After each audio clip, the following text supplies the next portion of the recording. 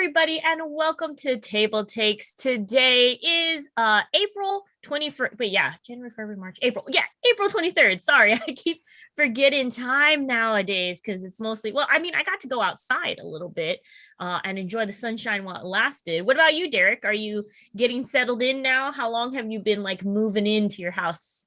Forever, and just last week, like everything else, everything feels like it has lasted forever or just happened, and both at the same time. So I finally got some shelves to put in my office to put some comics on. So it's nice to actually have my collection out to some degree and remind myself what I actually own and can enjoy. We got some shelves up in the living room, so the Xbox and stuff are just not on the floor in a pile of cables anymore. So we're slowly reaching a point where it's a normal house. That's got to feel nice. Finally getting in and relaxing and getting stuff and getting ready for mortals to combat in an excellent system. Sorry. Yeah, we're all going to do a watch party this weekend, right? We're all going to watch Mortal Kombat and then realize that it's about as bad as we are fearing it's going to be, and then just kind of meander away. No, we said it's not going to be bad. It's just going to be exactly what it is, which is people. It's going to be what we planned it to be. It's like if you people getting their spines ripped out, which is honestly worth the price. Yeah, I can see that. Speaking of that, I think we need to focus now on Emma. Emma, look at that. Show it off. What do you got for us? Look at that. Show it off. Yes. Look at all the layers of color. Yeah. Hidden How long layers, did that hidden take? depth. A long time. Quite a long time. Many hours. I've been doing pink.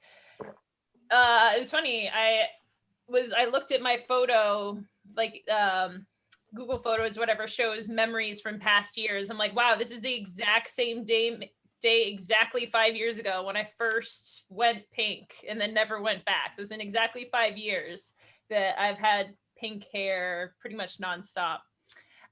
So that was cool. And then this time is like I've been doing pink with like maybe purple and stuff, but this time I went kind of wild. Got some green, got some blue in there. So it's fun. Excited. Yeah, it looks gorgeous, right? I believe everyone in chat is agreeing, going, ooh, thank you. You look juicy. You look like a starburst, like a fresh bag of Skittles. You know what I mean? Yeah. Like it I love it. I don't know. Very springy. Love it. Yeah. What about you, Isabella? What have you been up to lately? Jack squat. Really, I was trying to think the entire morning, what have I been up to this week? And nothing really, just living my life. The Seattle Black Film Festival started this week, and I work for the Langston, which is the venue that puts that on. And so if you're interested in Black films from around the world, Africa, the Caribbean, Europe, America, all over the place, I encourage you guys to check that out because there's been a lot of really great filmmakers that have made good films. But the thing about that, the festival started, which means I have nothing to do now because the festival is on. You just gotta log in and watch it, which means my work is done. So does that just mean that you can hang out and watch all the movies with everybody then? But I already watched the movies because I had to watch them in order to put them in the festival. They're not worth watching again. Spoilers. Okay, we had over 700 submissions this year. Oh my gosh. Wow. Yes. That's awesome. Not all by Black people. So it's been a lot. And so this week, I actually rested my eyes and did not do it and cleaned my house and played with my cat. And did exercise and things like that. So it was low key, but also nothing major. I have a question. Yes, Emma in the back. Yes, with the pink hair. Yes. Excellent. Yes. So I got my tickets, and you can only watch the movies like this weekend though, right? It's like after that, yeah. Yeah, it's just an open window, so you get to watch the films over the weekend, and then, that's hopefully this will be our second and last virtual film festival, and then we can go back to having it in person again with that. Nice. Yeah, I'm excited. I've always been a little intimidated by the idea of a film festival. Like when it was in New York City, people would do the film festival. I'm like, how do you do the film festival? They're like, you just do the film. I'm like, but where do I go? Emma, next year when everything is back to normal, I will take you to the Black Film Festival and you'll be my guest and we'll go together. I'm VIP so special stuff. Nice. Let's go. Yeah. I'm excited. I got my digital tickets though. I'm excited to watch all the stuff. We'll go to the open bar. We'll schmooze. We'll talk to filmmakers. It'll be great. So fancy. Ooh, very fancy. Yeah. Speaking of fancy, this is the one thing I got done this week. I got my big box of Terraforming Mars.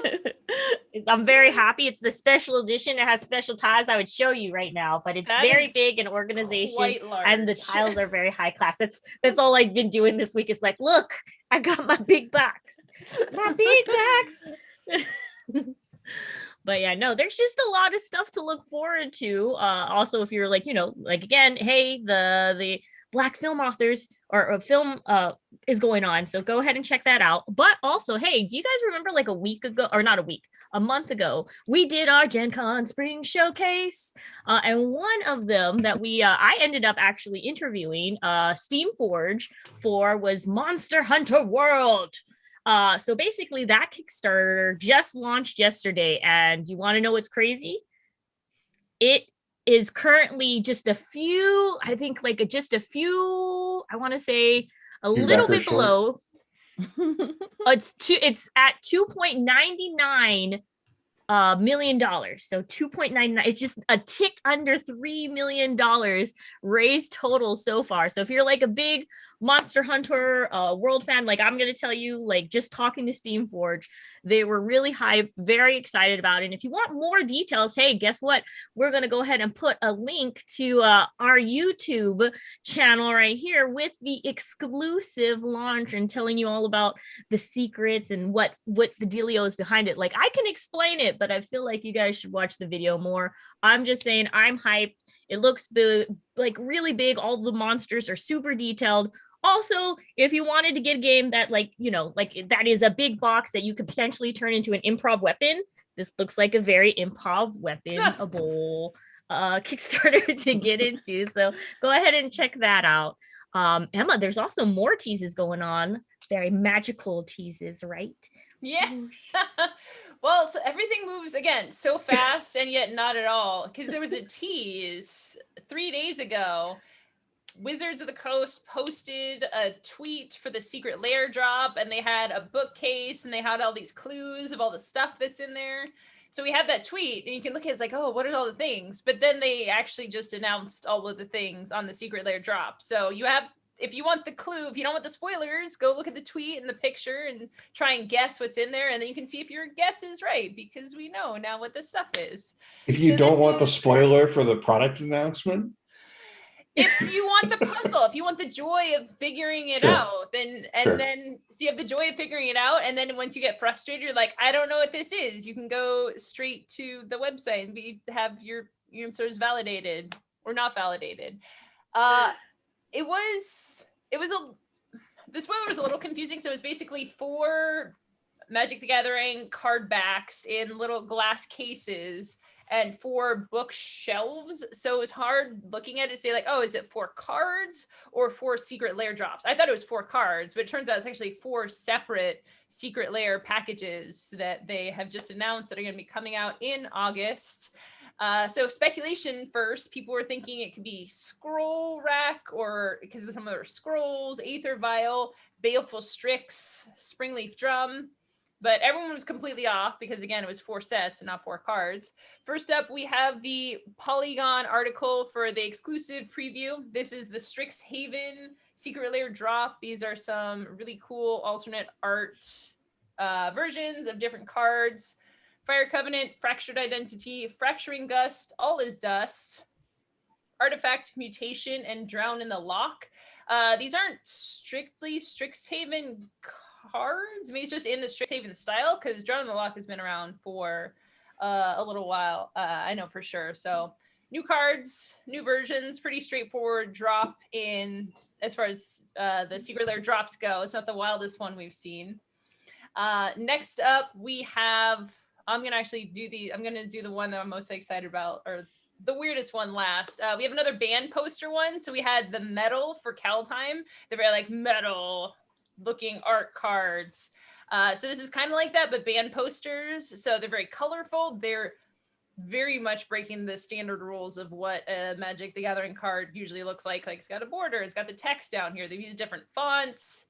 A lot of them are kind of hard to read. Have a little mixed feelings about playing as an actual game, but they look beautiful. It looked really good. If you guys haven't seen it yet, it looks good. I mean, I could see myself plastering this on walls and stuff. Yeah, this is great. Just like framing this, getting in the case. They're very attractive looking cards.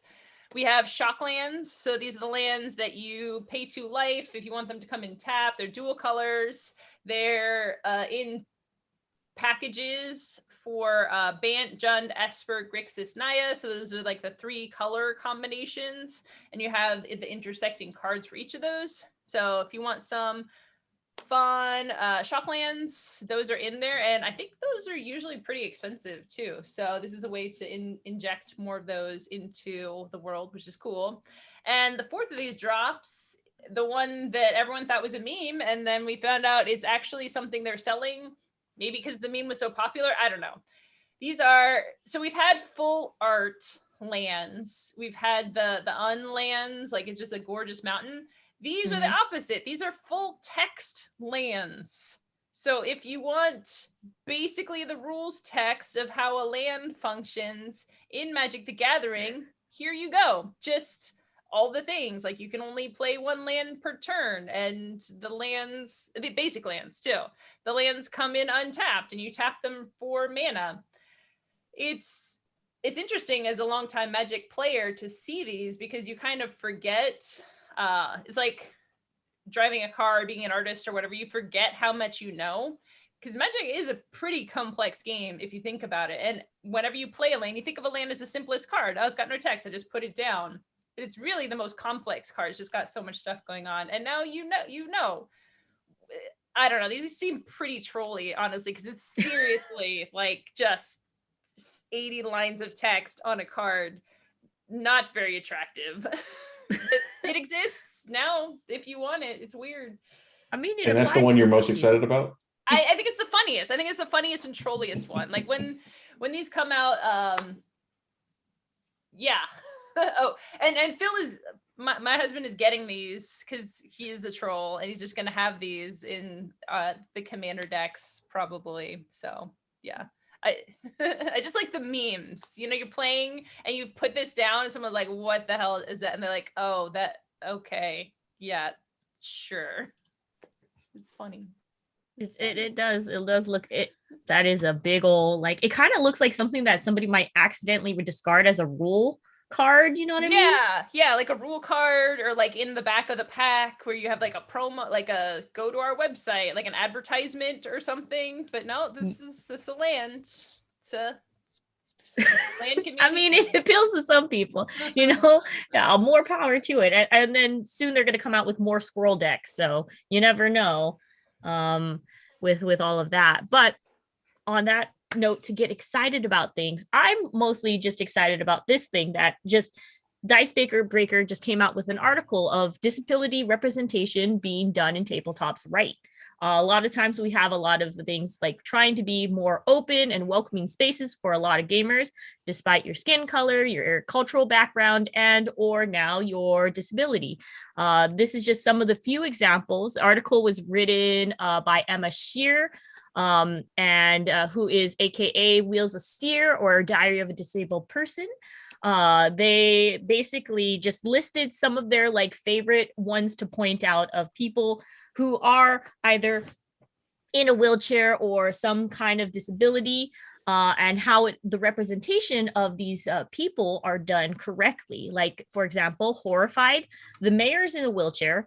It's notable because they're very useful. And a lot of times when you get these like storybook tropes, they're like, oh, somebody's in a wheelchair, we have to feel sorry for them, they're bound, versus this is just, they happen to be in a wheelchair, they're still a very able-bodied person, like, you know what I mean, like very like still like, you know, like everybody, like that is how they're still a powerful character. Yeah, still a very powerful character.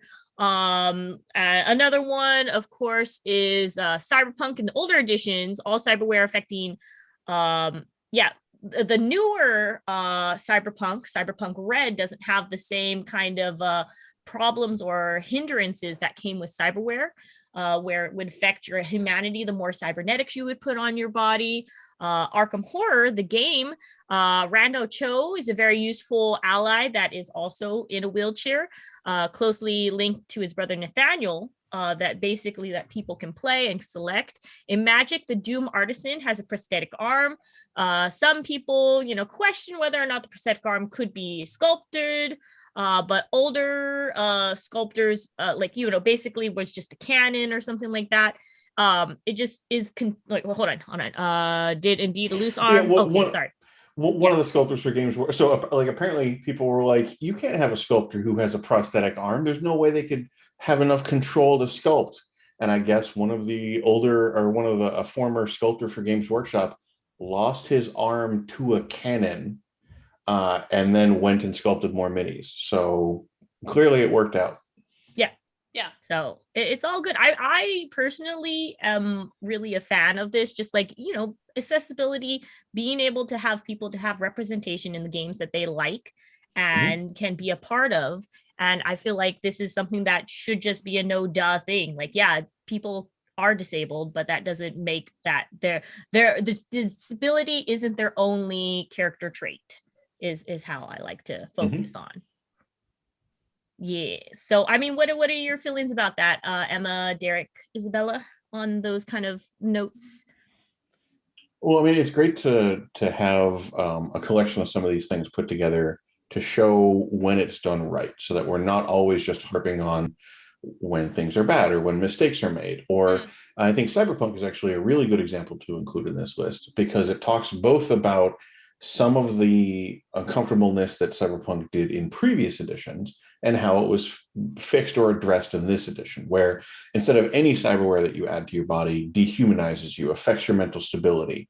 Like anybody who has a prosthetic arm, or even like someone like me who has glasses, the idea that having to wear the glasses dehumanizes, it's weird. That doesn't make a whole lot of sense. So if I just got cyber eyes and they were just like my normal eyes, would that make me less human? That seems a little strange. So instead of any cyberware affecting you, it's when you affect your statistics. It's when you get enhancements. It's when you go beyond human capabilities. And it still allows you to play with a lot of those tropes of, what happens when you start going beyond what humans are used to or designed for. Does that, kind of make your personality or perception of other people diverge in some way that's alien or dangerous, without having to make people who, have a prosthetic leg or a prosthetic arm or something like that feel like the game is calling themselves out as less than human than the other players, basically. Yeah, and I think that for a really long time in the gaming world, it's always been this sort of way of overcoming disabilities, especially when you look at games that are more set in the future, right? It's about how to augment things so that you have so that you don't have to, if you're disabled, then or if you have impaired sight or something like that, here's the ways of overcoming those things, which always sort of makes it feel as though people are at a disadvantage if they have those things in real life. And I love that we're having a different kind of conversation, that if you could change things about yourself that you wouldn't necessarily want to be hearing. For example, I have a cousin who is deaf, and my cousin is always talking about how in movies and video games and games and stuff like that, they're always like, oh, you can just fix your hearing. And he's like, but being deaf is not my problem. It's the way that people treat me because of the fact that I'm deaf. That's the problem. He's like, being deaf is just how I am. That's just how I work in the world. It's just other people's reaction to me when they learn that stuff. And so that really was eye-opening for me and changed the way that I viewed stuff. And I think that we're now starting collectively to have a conversation because we're listening to those voices. We're listening to the voices of people who are actually disabled, instead of sort of being like patronizing and being like, well, I know that you don't want to be deaf, or I know that you don't want to be in a wheelchair, so I'm going to make a game where everything is better for you, instead of listening to actually what they want. And so I think that this is a move in a great direction. Yeah, just having representation, I think, and it kind of comes back to a couple of things. People just being unaware, like studiously unaware. It's like these people exist in the world. Just because they're not in your sphere, just because you don't know people with disabilities, doesn't mean they don't exist. So I think it's important, and even more important if you don't have people in your life because someday you will, or sometimes you will meet people with disabilities, and just being aware through television, through media, through games of it, I think can help just understand better. And then just the old trope, right, of, hey, we can have magic and dragons and amazing technology, but we can't have the actual things that exist of representation of different peoples within media and within games. So I think it's great to have this. I think that there should be just more and more of this representation. And well done, referencing and talking to people so that it's not done poorly. Yeah, no, that is great. And like I said, this is a good time. We can, as we are still in the pandemic, we're starting to reflect on ourselves and get more of a picture, especially now that people are reflecting more about what their mind is and how we perceive the world and how we get through social interactions. Like this pandemic has really shown a lot of people a lot about mental health and things that help us get through these hard times. Isabella, do you have more information on that? Yeah, there was a really cool article on Dicebreaker, which kind of goes more into the effects that COVID and the pandemic and the quarantine has had on gaming and also our mental health, and how all of those things kind of feed into each other. I thought this was a really incredible article. One is because the fact that we've talked about it on the show before. We've talked about the effects of gaming, how gaming has changed in the pandemic, for the better sometimes and for the worse sometimes as well. And one of the things that I think is really interesting is that we are, as a society, moving away from this conversation about how detrimental games are to people. Because when I was growing up in the 80s and the 90s, it was always about like how playing games, especially games like D&D, was bad for your health and super unhealthy, and your child needed help if they were playing these games. And we're starting to move away from that as a culture and understand that actually games can be tools used for therapy. And one of the things that I thought was really interesting is that, one, playership has skyrocketed during the pandemic, which is honestly not really that surprising because more people are at home. Time has no meaning. So we have all sort of slowed down in the pandemic, which means that if you're much like me and my friends, the never ending trying to get the game on the schedule thing that we've been doing for 6 years, suddenly everybody's schedule was opened up and there was more time for games. And so people had more time to play together and more time to connect to each other because of the fact that they were stuck at home. There was more time to try new things. Kickstarters also went up as well. Surprise, surprise, the playership of D&D also went up huge as well.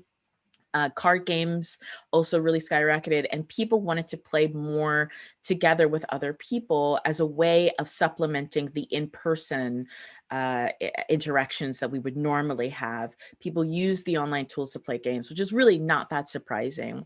What I think is really interesting about this article is this idea that gaming, instead of the sort of mainstream idea that gaming is sort of an unhealthy way of interacting with people, that gaming actually is a way of dealing more so with healthy elements with interaction. One of the things that they talked about was the kind of key social skills that's enhanced through gaming is learning the perspectives of others, improving frustration tolerance, which is spot on. Developing problem solving skills and cultivating communication and collaboration skills.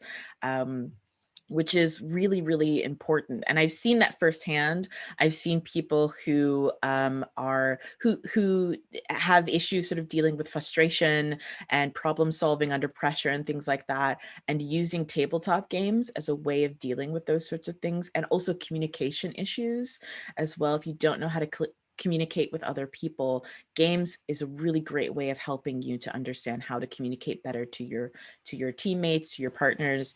And so as we talk more about how to utilize gaming in the mental health sector, I'm glad that we're talking more openly about it.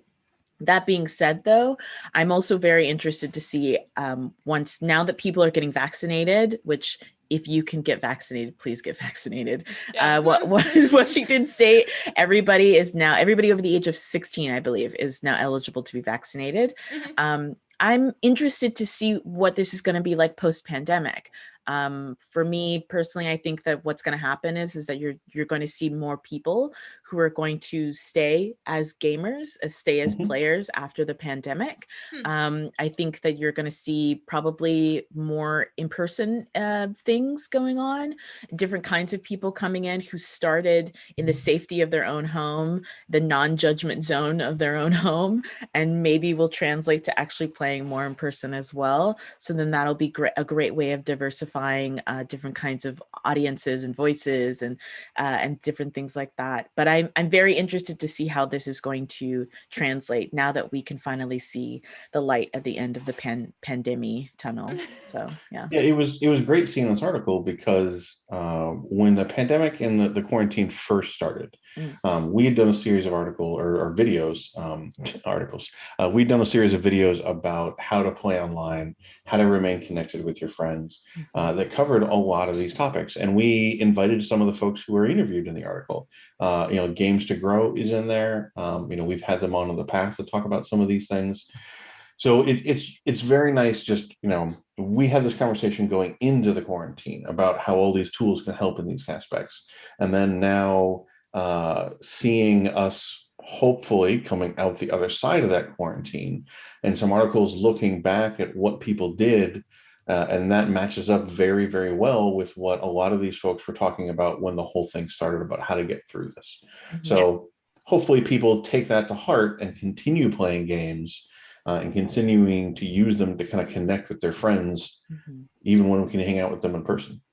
Yeah, no. And like I said, please get vaccinated. I think all of us here have gotten our first shot, if I'm correct. That's high buffs for us. But yeah, even like a lot of things like Hawk Robinson, who is a regular guest here on TableTakes, all of this stuff iterated at the same time. He's been doing this work for years, and now it's like, more important than ever to try to reach all of these people to connect during this time. Yeah. Yeah. Oh, sorry. I was just going to put a button on it. But yeah, go ahead. Okay. I was just going to say that one of the things that I think is also really interesting is that they were saying that the pandemic didn't create a problem of isolation. It just kind of exacerbated an issue of isolation.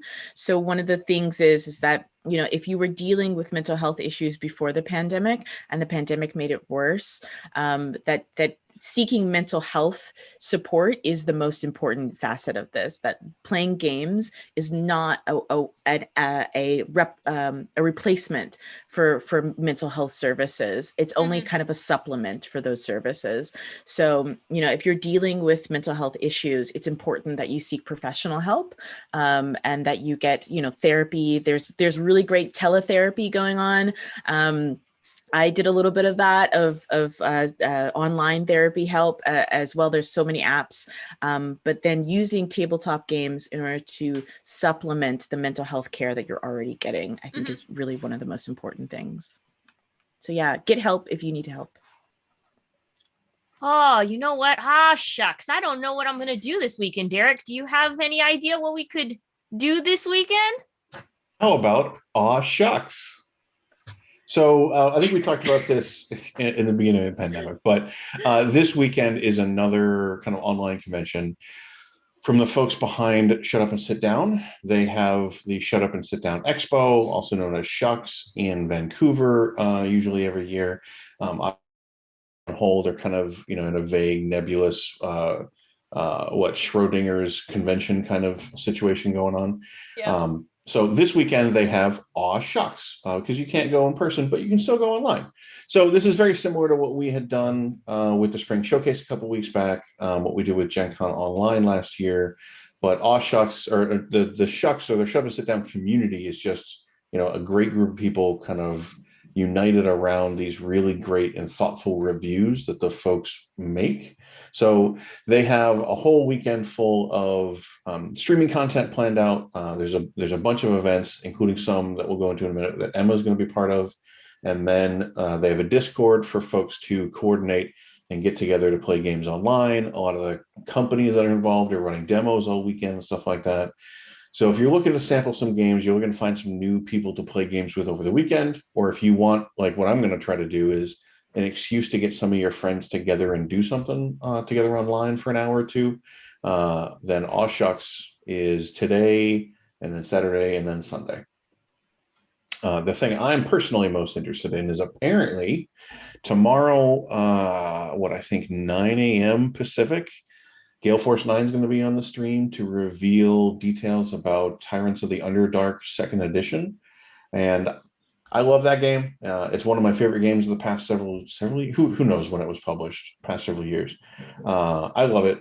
It's great. It's a wonderful mix of like territory control and deck building and lots of spies and backstabbing. And so of course I'm all in for it.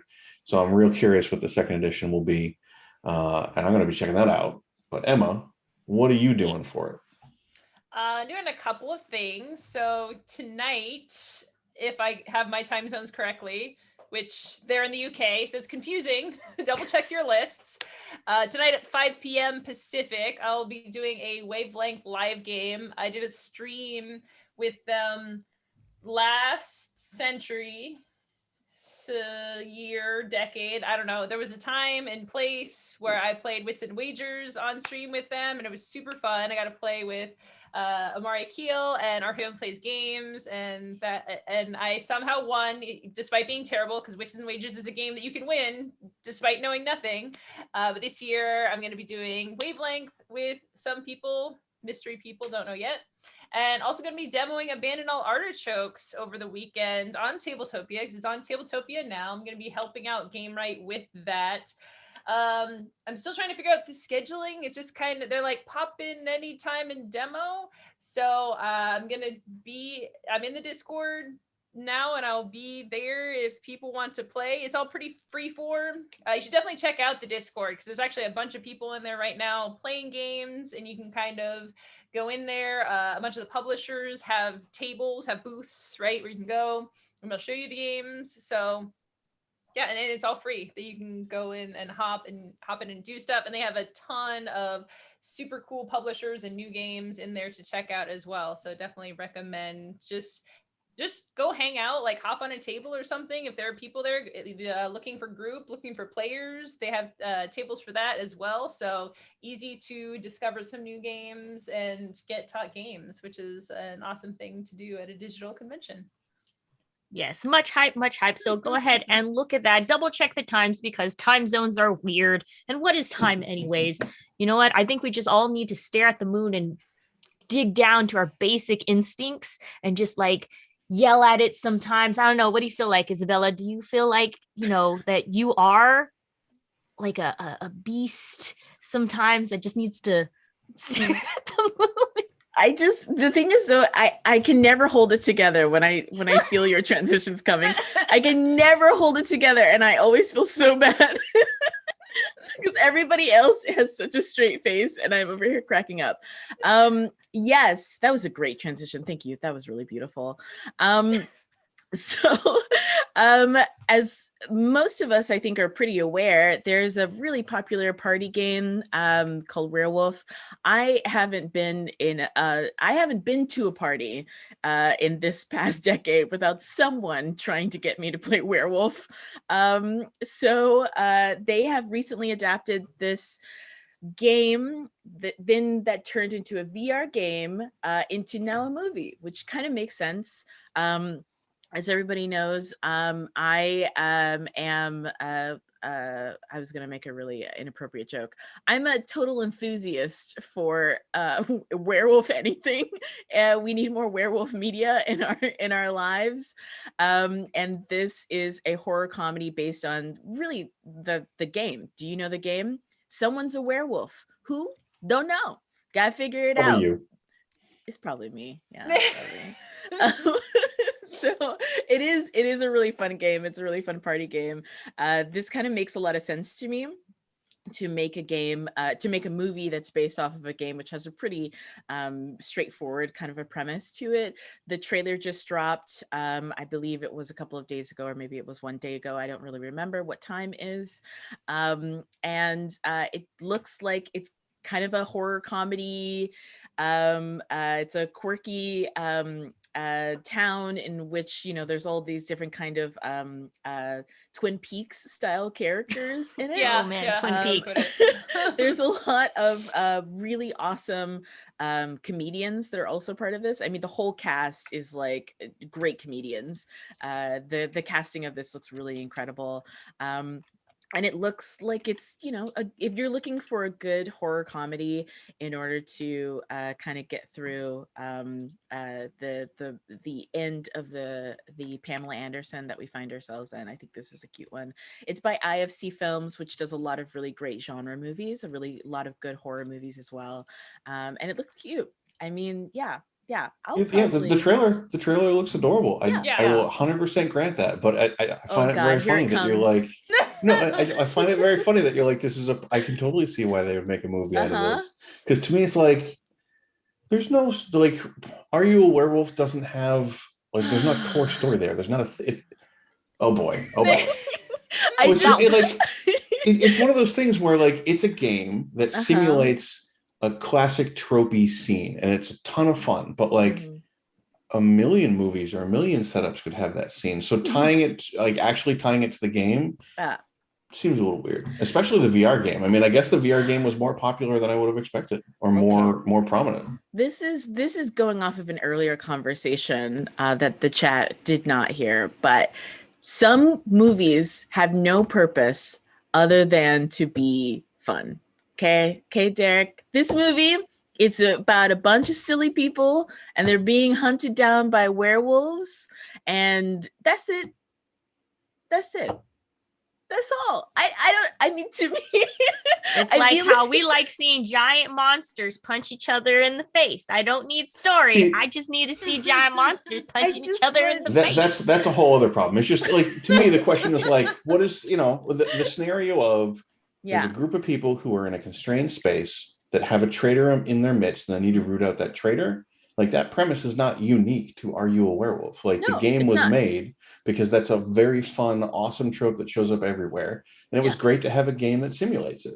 So then it's a very weird, like, snake eating itself. What is the actual content that's being recycled cycle here? It's very strange to me. It's like The Thing, but with werewolves. And if you ever, it's basically that movie, but with werewolves. And I don't know.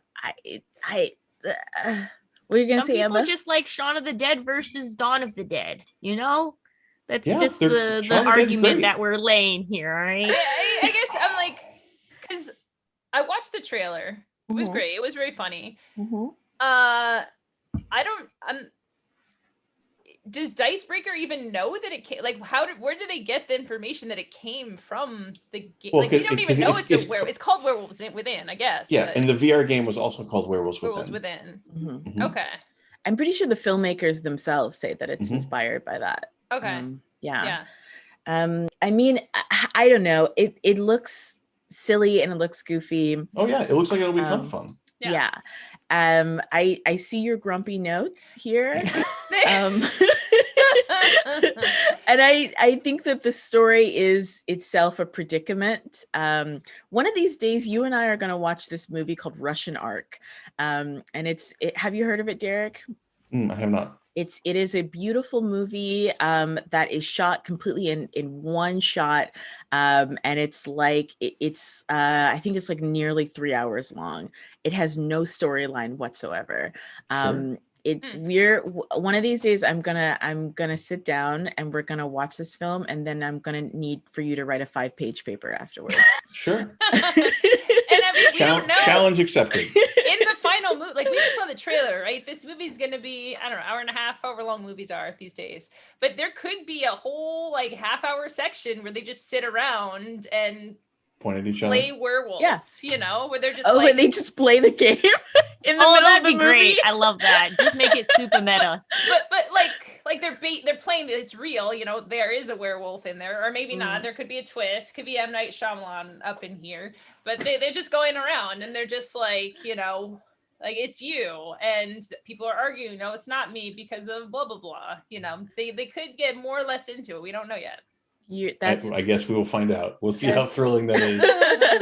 I just wanted to say that the director Josh Rubin made another movie called Scare Me, which is actually pretty good. It's also a horror comedy. And I just have to say this, but the writer's name is Mishna Wolf, which is too appropriate. It's very appropriate. Because it's a werewolf and their last name is Wolf. Yeah, you get it. Did anybody else remember the movie that was the Russian movie that was supposed to be an adaptation of Mafia, the version of this game, but it was like set in a cyberpunk future where the players were playing Mafia so it was one of those things where you're like, that sounds weird, and then you watch the trailer and you're like, I understand less of the situation than I did going into this trailer. That sounds very meta. Well, we'll have to just look for that later because it does sound pretty cool. But you know what also sounds pretty cool? I feel like we need to get updates about upcoming events. Derek, do you have updates for us for something that may be coming soon, Gen Conning soon? Mm-hmm. We do have a few different things to talk about on the Gen Con side of news. So first, the participating publisher list for Pop-Up Gen Con has been announced. And in case anybody's not familiar, Pop-Up Gen Con is something that happens at the same time as the Gen Con convention, but it happens in local stores kind of all around the country. And copies of new games, demos of new games are shipped out to stores. So folks who can't go to Gen Con itself can still go to their local store and get some of the excitement, get some of that feeling of trying out something new, checking out something new. Some of those stores may also show some of our streams or whatnot, but it's really just an opportunity to connect local stores to a little bit of that experience. And the publishers who are going to be participating at Pop-Up Gen Con this year include Catalyst Game Labs, Forbidden Games, Pandasaurus, Ravensburger, Renegade Games, Slugfest, Steamforged, The Op, and Weird Games. So all of the usual folks that you hear us working with all the time, having a big presence at Gen Con, they're going to be involved in bringing some of that to stores. So you might want to talk to your local store to try to make sure that they're going to be involved. Applications, if a retailer wants to participate, are due on May 3rd. So they got a little bit of time still to apply. So if your favorite local gaming store is not already signed up, try to make sure that they're aware of it. Additionally, speaking of things that you can do online with folks, we are doing more community game day stuff on our Discord. So the next big event is going to be on May 8th. And then after that, it's going to be the first Saturday of every month, where we have a partnership with startplaying.games, which is a website that allows GMs to put up tickets or to organize and potentially even charge for games that they want to coordinate with players. They want to bring people together. I believe it also has some ability for a group to get a GM to run something for them as well. So they're going to be bringing a cadre of some of their GMs every month to our Discord to help organize some games and get people together to play. So if you've been wanting to try to play some more RPG stuff online, like we've been talking about kind of on and off for 12 months now, then you'll have a shot on the first Saturday of every month, except for May, which will be on the 8th. And then finally, relating to what Gen Con, the convention, is going to look like in Indianapolis, we released a blog post yesterday, the day before, I think, that goes into the most recent health and safety updates. So it kind of lets people know what we've been monitoring, what we expect will happen at the show, tries to give you an idea of the things that are still a little bit in flux. But most importantly, it's the first of what we expect to be these monthly updates to kind of keep people posted and informed as to how things are progressing as we're heading into the show. The most important kind of high level stuff that we've talked about in the blog post is that the capacity of the convention is going to be reduced. There's going to be an attendance cap. We haven't released the exact number, but we expect that to be between 30 and 40,000 people overall. Everyone who had a badge for 2020 and rolled it over to 2021 will get in. We don't need to worry about how we're going to have to cut people back. There will be some additional badges sold, but details for that will be announced soon. There will be timed entry and crowd control measures for the exhibit hall. So it won't be just a completely open exhibit hall that you can wander through at any point that you want, most likely. There'll be something where people will have kind of time blocks that they're allowed to kind of go through and check stuff out. Masks, we expect that will be required, and the convention will be shutting down in the evening to be cleaned. So it won't be running 24 hours a day in the convention center. A lot of exhibitors will be returning. Some won't be returning for a variety of reasons. We'll have a list soonish about who will actually be there. Details on event submission and all event registration and all those kinds of deadlines will be coming out soon as well. So keep checking back. Keep an eye on the blog for updates in the future, basically. Yeah, as we get closer and closer, just like Derek said, keep updated, see what regulations are going to be in place. And if you decide to go ahead, check out the Discord as well, so you can get on with more folks that also are Gen Con fans. But it's okay. Do you guys want to know? Because it is time for Derek to give us all the bundles. Yeah, bundle boss Derek. Yeah, tell us about it. Boom, boom, boom. Woo! Yeah. Well, Bundle Holding has 2 bundles this week. Apparently, they just love Bonsai singing so much that they are making sure to constantly keep us supplied with bundles to cover. So the bundles this week, both of them are for Dungeon Crawl Classics. And if you're not familiar with that, it's kind of, it might even be like the most prominent, depending how you define it, like of the OSR group, which is, these very old school, older D&D edition kind of games that really want to capture that feeling. Dungeon Crawl Classics in particular likes to be deadly. It likes to be random. It likes to be weird. So there's the Dungeon Crawl Classics bundle. That one comes with all kind of the core books. For $15, you can get the core book, a couple adventures, the DM screen. For $30, you can get 6 more adventures. So if you just want to dive into Dungeon Crawl Classics itself and play really kind of old school D&D, or I think most notably, if you're one of those people who has a D30 and you want to find a game that actually uses the D30, then Dungeon Crawl Classics is your game. Emma is suddenly much more excited now. So there's that bundle if you want the kind of thing, the kind of core rules. But if you're familiar with the Lonkmar setting, which is the Fafhrd and the Grey Mouser, very kind of gritty, like low fantasy kind of stuff, Dungeon Crawl Classics had a whole box set that was about that setting. So for $15, you can get the box set itself. You get an adventure. For $27, you get 6 more adventures and then 2 guides to locations all around the setting. So if you like the idea of kind of a gritty fighter and rogue adventuring together in like a dark, kind of brutalish fantasy random D&D adventure, then the Dungeon Crawl Classics bundles are going to give you what you need to do both. And again, D30s, Emma, D30s. Trying to remember if I have a D30. I'm sure I have a D30 somewhere. I have to double check. Well, I have to find out. If you buy these bundles, you'll have an excuse to get a D30. Yeah, I played Dungeon Crawl Classics. We each got 5 characters.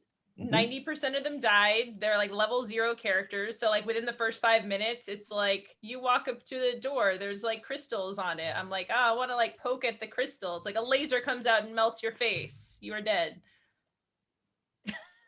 But it was great. But then after, like, that's the game. That's the start of the game. You're like, okay, this is what kind of a game it is. We could instantly die at any moment, and it was bizarre and weird and super fun. Yep. Like that's a whole approach called like a funnel adventure, where you don't like make your character and be like, here's my story.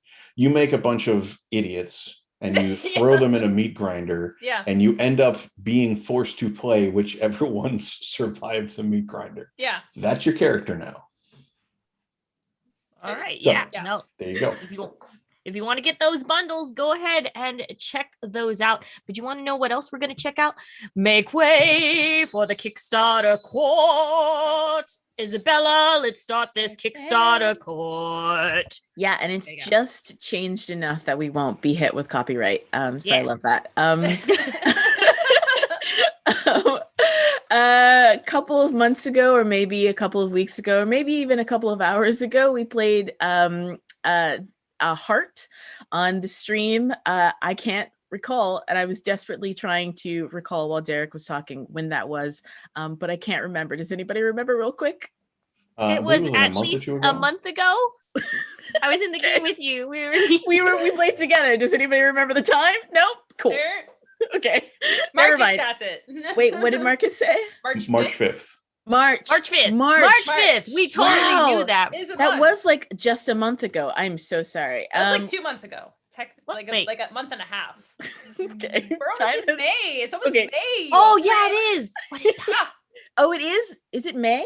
Almost. No, it's not May. May is a week away. Because Mother's Day is coming up soon. That's what I got to worry about. Wait. Derek is going to yell at me because I'm taking too long at these Kickstarters. All right. It's still April. All right. So Sin is the second source book for the Spire role-playing game. Heart was one under the Spire role-playing game. We played that in apparently a time period called March. Never heard of it, but apparently that's when we did it. This new game in the Spire role-playing game, if you're interested in Heart, which I think was really cool, it has its own really cool dark world. This one is the second full-length source book for this as well. It's got 3 new full-length adventures inside of it, which all look really cool. And they got 2 new classes inside of this, which is the Gutter Cleric, which is what they used to call me in high school, and Mortician Executioner. Is that what they called you in college? That's what they used to call me in college. Which look really cool. The art also looks really incredible. If you're a fan of the Spire role-playing game, I think that this is kind of something that you need to hop on as well. It has 2 kind of levels about whether or not, I'm sorry. We were talking so long about what time period it is that I forgot to say that this has 6 days left ending on Thursday, April 29th, which is also apparently a time that's coming up. Don't know about that either. So you get a digital edition, which is at £15, which is money, I think. And that comes with PDFs. But then there's also a really cool, for a higher pledge for £40, there is an in-character companion zine. And I'm also a really big fan of zines companioning also. So I think that's really cool. This is the Sin Spire RPG, and this has 6 days left, ending on Thursday, April 29th as well. I've got another one coming up also with 6 days left, ending on Thursday, April 29th. And this is called We Die Young, which is a supernatural role-playing game based in the best city in the world, Seattle, Washington, in the 1990s grunge era. I look at everybody is like, thinking about it. Come on, you guys. So this one is a role-playing game that is based on the kind of, it's a very, no, I don't want to say straightforward, but it is a role-playing game that you play in Seattle, Washington, based in the grunge era of the height, which was between the 80s and the 90s. If you're a big fan of bands like Nirvana or Pearl Jam, and others as well, then you'll also enjoy this Don't one. look at me. I'm not a music fan. You play as 20-something humans, vampires, werebeasts, mummies, fays, and fairies. And if you've ever been downtown at the Pike Pine Corridor, where the downtown McDonald's is, you know that that's where all these people hang out anyway. Mm-hmm.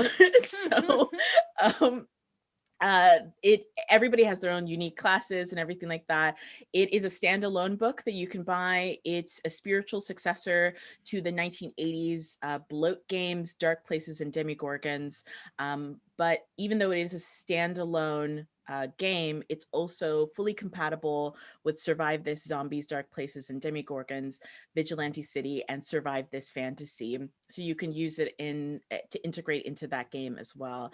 And one of the things that I also want to say is that the game has very interesting art in it. But if you're interested in icons of Seattle grunge, you should also look up this band called Bam Bam, which was led by Tina Bell, who is a long forgotten grunge icon. And she was the person who actually a lot of these grunge bands worked for her, and they roadied for her, and they got the grunge sound from her.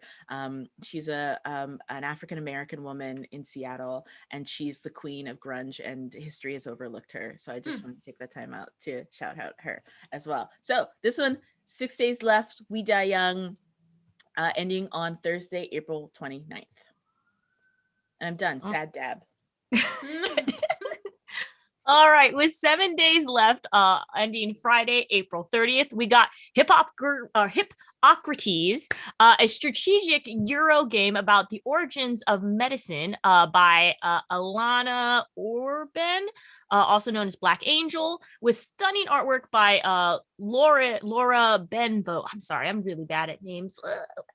Anywho, it's a 1 to 4 player, 90-minute competitive Euro game where players compete to be the new successor to Hippocrates, the father of medicine. So the player Hippocrates, right? No, that's how you pronounce Hippocrates. it. Right? I was just thinking of more Hippocrates. I don't know why that's. I can see you get caught in that trap every time. I thought it also was Hippocrates if he was a hip hop artist. No, but it's not about it's actually about medicine. So the players compete to run the most prestigious hospital by recruiting doctors and buying medicines, treat patients of various means and maladies. Some patients, of course, will be harder to treat than others, and offer less funds because, you could be really sick and not have enough money to take care of yourself. That's too real. That's too real. I'm sorry. Wait, what did Hippocrates do? Wasn't he the the father of medicine? Yeah, he did. The Hippocratic Oath. The Hippocratic Oath. Yeah, yes. Not hypocrite. Hippocratic. Right. He was the one that was like, if you want to get some medicine, say hey. No, he is definitely the person who said that. Yes, most definitely. Totally. Want to heal the sick? Say ho. Yeah, ladies in the back. Yeah. But yes, so to go on, you will get, but even though these patients don't offer a lot of funds, they do offer more reputation, which are victory points in the game. Players will have to carefully balance their resources versus their victory points. Basically, you only have so much money to cure so much folks to buy medicine and herbs to cure them. The interesting thing about this Kickstarter is instead of doing stretch goals, the campaign itself is aiming to release the game sooner by offering just Kickstarter exclusive version that is higher quality, better materials, larger game board, larger box. It is it's upwards on the price because they want to give a big box. They're just offering big box. If you want big box with nice art and nice details, which I think I kind of like, if I'd rather just get the game faster and a higher quality. And of course, that means that they're going to make less copies of this game, depending on how many people order them. So like I said, 7 days left, Hippocrates, Friday, April 30th. All right. With 7 days left, also on Friday, April 30th, is another game that's going to sprawl around on your table because it's the 20th anniversary edition of Zombies with 3 exclamation points. That is very key to the branding. So it's clearly been 20 years since this game came out, so it may not be as much on everybody's radar when they're playing now. But I remember when like this was the game you played at late night Gen Con. Like the events were done, you went back to the lobby for your hotel, someone busted this out, and you're like, how long can it take to survive a zombie horde? And it turned out that it was about 4 a.m. by the time that you were done, somebody got to the helicopter. So like zombies is the game that if you are like, hey, I want to play a board game with more than 100 zombies on this board that I am desperately trying to escape from, and we're reenacting that promo shot from World War Z. This is the game that was basically designed to do that. You kind of explore a city, you lay out some tiles, you put some zombies on it, you move around, you shoot a bunch of zombies, and you run for the helicopter and get off before anybody else can. Like that's kind of that's it. And if that is up your alley, or if you like Peter in the chat remembers when it first came out and you kind of want a celebratory anniversary, this is your shot to grab it. It also includes or has an option for an expansion called Museum of Weird, which has some new events and some new cards and stuff like that to cycle things through. Just bizarre things they're going to throw in there. This is just an updated anniversary edition of like a modern like pillar of sprawling Kickstarter board games before Kickstarter was a twinkle in anybody's eye. So that has 7 days left. Friday, April 30th, Zombies, the 20th anniversary edition. All right, with 8 days left, Saturday, May 1st, Odd Jobs. All right, so this is a collection of unique full, like strange people, strange career kind of RPGs. This is just micro settings. So this is kind of like a book of settings that you can take if you're like kind of like running out of ideas to insert your players in. If you want to do a one-off, one-shot kind of game, you just go bam, Odd Jobs. So I can go ahead. It each comes with basics for settings, NPCs, locations. It's a 3 to 4 adventure campaign to just prompt you like, hey, you want something improv? Here you go. There's a total of 10 micro settings in this collection. But I'm not going to go through all of them. I'm just going to go ahead and give you a little taste to what are my favorite ones. So one of the ones that they do offer as these micro RPGs is Ghost. It's a Ghostbusters meets Moby Dick called Ghost Ship. Basically, you play as a crew of spaceship hunters that try to hunt lost souls in the ether of space. And then when you find them, you harpoon the souls and then drag them in, bring them back to Earth. That if that is interesting to you. Also, one of my favorite is Wizard Staff. This is my favorite RPG that they listed on here. So basically, you are a staff and assistants to a very, very powerful wizard. And you think, okay, this wizard, of course, is going to have an unnatural life, very long life. We're set for life. We're going to be minions under this wizard's domain. But the wizard falls through the window, unfortunately, and dies. So what are you going to do? Because you still want to live this cushy lifestyle. You basically weaken at Bernie's a dead wizard's body. So if any of these campaigns sound interesting to you, Odd Jobs with 8 days left, Saturday, May 1st. All right. Up next, we have Googly Eye Dice with 8 days left, ending Saturday, May 1st. So I wanted to make a clarification here because Derek was going to share this Kickstarter and thought that the dice were not cool enough for me. But first of all, Googly Eyes are great. You can see right here. And for me, really the weirder the better. I mean, just look at these. These dice are weird, right? You have this, someone looks at it like, what the heck is that? I want, in my search for dice collections, like I have a lot of dice, right? This is just a small portion of all the dice that I have. And some of them are weird, like little dungeon dice and also like weird symbols and stuff on them. I got my show and tell here. I have a dice that has a duck inside of it. Yeah, you can kind of see that there. So, do you have a D30? I don't know. I'm pretty sure I do. I'm sure that I saw a D30 at one point and purchased it. If not, I'm going to buy one immediately because I need to have one of those. I just want to clarify for the world, if you see a dice and it is weird and you think of me, that's great. And I want to find it. I want to be like the Indiana Jones of dice, where I just go out and in search of them and find them. Don't steal from other cultures, though. Just fair. The culturally sensitive Indiana Jones. Indiana Jones. Yeah, I'm sure there's a better yeah, I forgot reference that. for that. Yeah. An archaeologist of dice. Only dice that are appropriate and not stealing from other cultures. But That's cool. I love that idea of as a movie of like somebody who goes and like, you know, you find old dice like a tetrahedron, yeah. you know? Oh my gosh. I don't know. Yeah, that Thinking. it probably would belong in a museum, like a 10,000-year-old dice. If I did find that or had the opportunity to have that, I should probably put that in a museum. But how cool would that be to have like a Just have it in your home? 10,000 years ago. That's pretty cool. That's a pretty cool idea. But it should go in a museum so everyone can appreciate and enjoy it. Sure. I shouldn't keep it Yeah. for myself. Whatever. Yeah, but anyways, I just want the world to know I like weird dice. I just want to put that out into the universe because over time, I'm going to get more and more normal dice. I'm going to need weirder and weirder dice to satisfy my dice addiction. So yeah.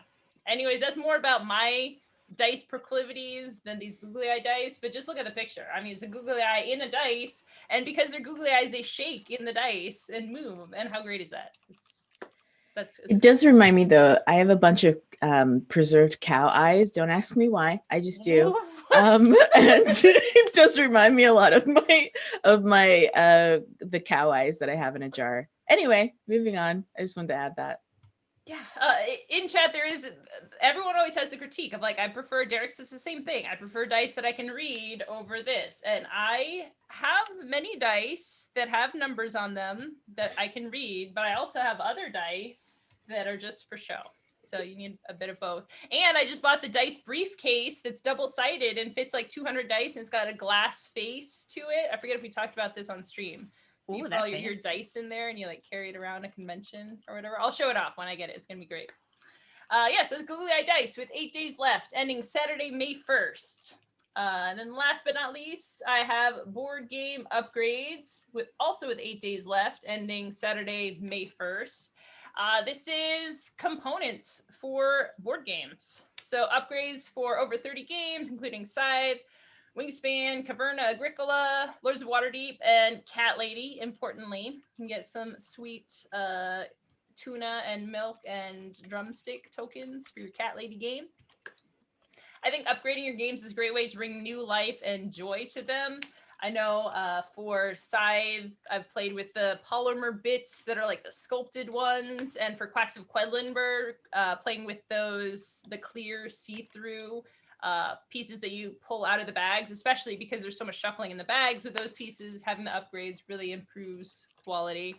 And the thing about making a board game is it's very expensive, and people put in the best bits that they can afford. And I think for a publisher to say like, oh, why didn't the publisher include these bits in the first place? I think upgrades is totally reasonable, and a lot of people will buy the base game. If the game had these bits to begin with, it would cost like $200. So having an option to get nice bits for your games after you've purchased them and already know that you enjoy them, I think is an awesome way to upgrade.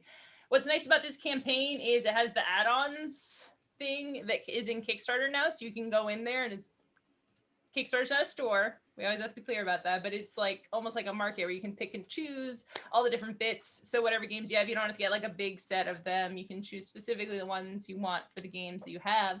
There's sheep tokens, there's champagne tokens, dog tokens, mushroom tokens. Heck, you just buy a bunch of tokens and have them and make a board game or something. Yeah, they're cool. And it makes the game very thematic and immersive. I'm interested. I wonder if they collaborate with the actual publishers for this, because like, do they have to get permission to use the name and the actual things? I don't know if this the deal is there. I know that great. MeepleSource did coordinate with Stonemaier for a long time. I know that they have a relationship. I don't know what their current situation is. Yeah. But I know at one point, like MeepleSource was officially licensed to produce those things for Stonemaier. I imagine that they have official licenses with the other companies as well. Okay. Yeah. So these are, we'll say they're authorized productions of it. So and as a designer, you know, as someone who's published games before, I think it's totally cool to take a game and to put new and upgraded components there. I fully support this. So yeah, upgrade your board games. 8 days left, ending Saturday, May 1st. All right, folks, that was it for our Kickstarters and TableTakes. But wait. Don't just go yes yet, because Gen Con TV has more than just TableTakes here on the channel. Let me go ahead and go through the list of streaming schedules we have for this week. And of course, all of these are Pacific times because we are located in Seattle. So starting with Monday at 4:30 p.m., One Man Murder Maze, which is a one-on-one RPG session where like basically, hey, if you want an in-depth one-on-one RPG session to watch, go ahead and check them out. 6 p.m. We got Board Games with the Brothers Murph. They're two brothers. They play board games and then let the hilarity ensue. Wednesday, we got 10 a.m. This Game Gets Dicey. So it's about two people who are way apart on the other side of the globe, and they're trying to figure out how to play board games online and get all of that organized. So, you know, that also is a great thing to check out as well. And that is at 10 a.m. Wednesday. Friday, of course, you get to see all of our lovely faces here at 2 p.m. on TableTakes. Remember, folks, to follow, subscribe. You know, if you don't see us here live on Twitch, all of our episodes will be aired live 24 hours later on YouTube. Also, you can join the rest of Gen Con fans or Gen Conians to check out our official Discord. Check it out, because also more updates on the future Gen Con to come up, and also getting ready and organized for that. Also, thank you all for watching, hanging out with us, chatting with us here in chat. Also, thank you again to these fabulous hosts, Emma, Derek, and Isabella, for joining, and also Marcus behind the scenes. Thank you for keeping us on track and everything. And remember, folks, get your vaccines, enjoy the weather while you can, and have a wonderful weekend. And if not, it's okay. Just enjoy yourself. Bye and dab out.